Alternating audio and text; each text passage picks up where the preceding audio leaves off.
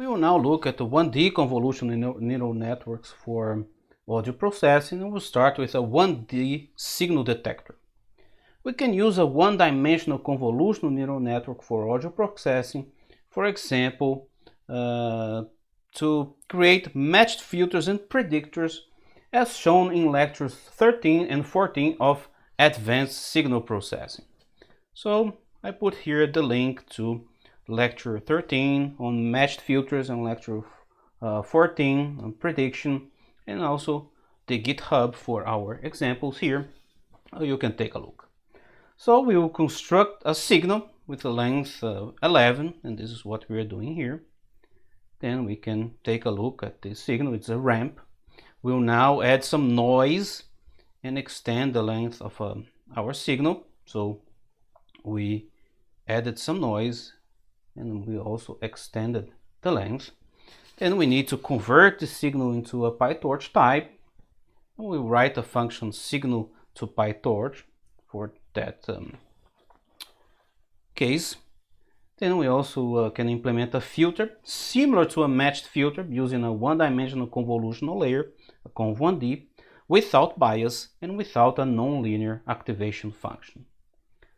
For it, we need to specify a training signal, and here our signal to detect the ramp function x and the target signal y, which is the desired output of the convolutional layer, which the optimization should reach as closely as possible during the optimization or during training. So here we have our signal x and the target y. And observe that for the target y, we specified a single peak, the 1, at the position the filter should detect the signal, and zeros everywhere else.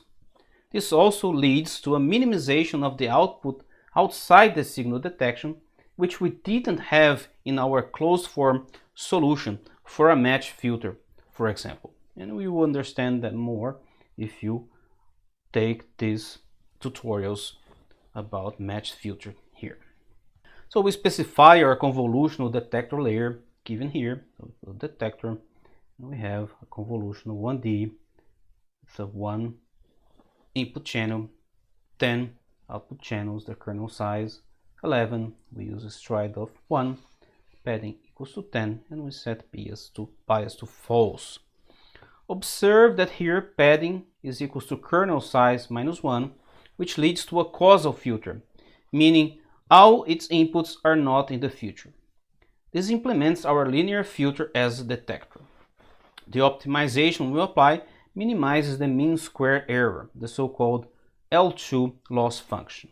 And we let the optimization run on the same ramp function as before, and we will display the output of the detector with the clean and noise signal as input.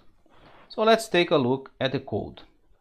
We import pytorch, we use matplotlib to plot. Also we may use numpy.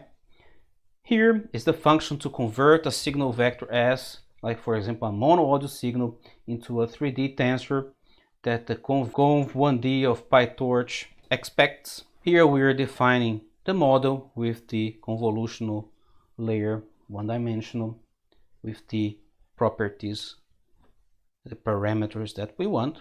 Here we're defining our input signal, is the ramp function, and also the target. Then we generate our model. We define our loss function as the mean squared error loss.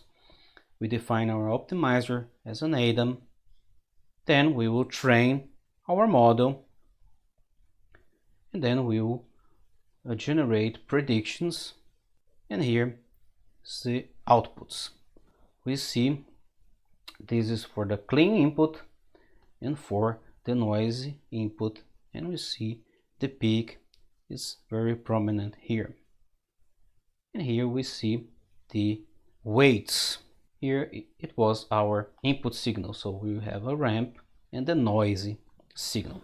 So the figure shows that the obtained weights or coefficients in pytorch, they are used as a correlation instead of convolution, and hence the plot is the time reversed impulse response. Observe that it looks indeed different from our matched filter, which was simply the time reversed ramp signal. This is because the optimization also tries to minimize the output outside the detection time point. The result of detection for the clean and noise signals are shown here. And we can observe the peak at the detection time is indeed much more narrow than when compared to the matched filter.